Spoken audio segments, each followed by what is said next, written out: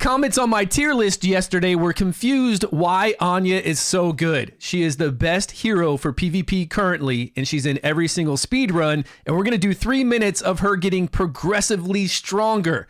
By the end of that 3 minutes, she's going to blow everything up. Much love to all my supporters over at the Netmarble website. Come and support me as your content creator, and I will send you 200 stamina today. We'll know about the new rewards for January very soon. All the links are down below. We're going to start out with 10 seconds of PvP. She's going to do her skill 3, activating her mana torrent, which is this huge AoE ability. And with the counterattack set on she has right now, when she counterattacks with Chivalry 4, she's going to counterattack with this ability, with Mana Torrent. So you don't want to hit her, especially if she has counterattack up. And with her Chivalry 3, we zone in with counterattack. We just hit for 60,000 damage. Now we're waiting to be hit, and we're going to slow play it so that the enemy has a chance to hit us. 60,000 again, counterattack. People are dying. And I don't know why Guinevere chose to hit her, but now the team is dead. She's giving us critical strike damage increase when we zone in. She's giving us the counterattack ability, which we're counterattacking doing nice damage, or we will. In the beginning, he had 80% additional defense. Now we're going to counterattack and get some serious damage in. And when she does her skill 2, she's got a chance to increase our attack by 40%. And then we get big hits like this.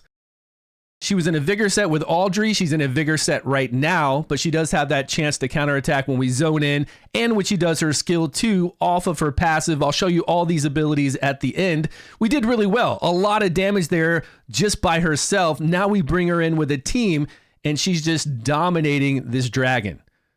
With that skill 3, when it's up for that Mana Torrent ability, and then whenever the dragon hits her and she counterattacks, it's done. Let's go back and slow this down. For every point of effect resistance, she gets 1% additional attack on this torrent of mana. We bring in a full team. Morgan's giving us 20% additional damage because it's night outside. Torrent can do her skill 3 to give her more effect resistance.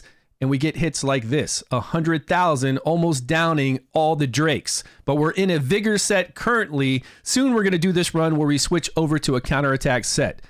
Those hits are so big.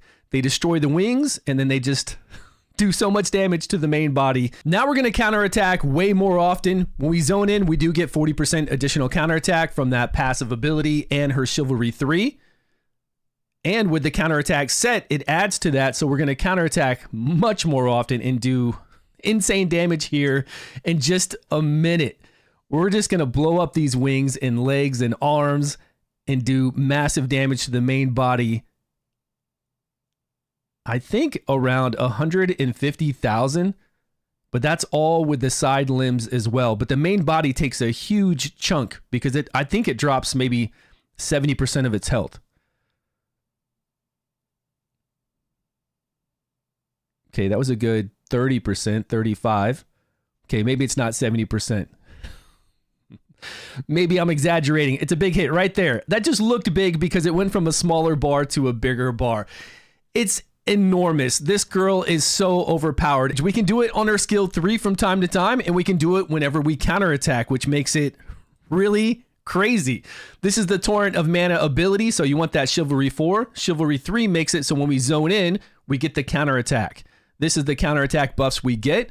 When we zone in, we get this with that Chivalry 3, and then we can immediately cast this and double up. Get 2 of those buffs on to counterattack even further. That's why it's so scary to go up against her in PvP and wonder if she's going to counterattack or not. You either want to hit her hard and take her out, or save her for last. Her first passive is the Torrent of Mana, where we get 78% attack plus 1% each point of effect resistance. We get effect resistance on the necklace and on the belt. Now this goes on cooldown, so I usually do her skill 3, then I go to do her skill 2 to get buffs and that counterattack when it's up, and then when this is back up for the skill 3, I'll use her skill 3 again. The second passive is where we get counterattack and critical strike damage immediately when we zone in with that Chivalry 3, and then we cast it again and get another critical strike damage buff, as well as counterattack.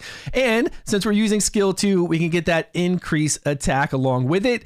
Passive 3 is very strong too, to extend buffs and remove debuffs. You kind of want to do all her passives, but I would definitely focus on this one, the second one, and then go for the third one after. All her relics are great. I do love her Frost Relic. When we do her skill 3 to activate that torrent of mana, we get increased resistance too, which goes on us before we do damage. So we're doing even more damage, increased defense. This is only for herself, and then the dot immunity for the team. This is where we get that additional attack. So with all of our speed runs, we're always using her Frost Relic to try to get this additional attack with all the other passive buffs we're getting with that critical damage increase in the counterattack. I wouldn't mind playing her Storm. Her Storm looks really strong, but Frost is amazingly strong as well, and I have her Flame. I'm happy about that. So she's unreal. Guys, if you're not playing her, you gotta play her. Let me know your thoughts on her down below. Come and join our Discord, please. We'll help you with everything over there. I promise you, we will help you get through this game and enjoy it as much as we do. Thanks for watching. Appreciate your time, your love, your support. I will see you all in a video soon.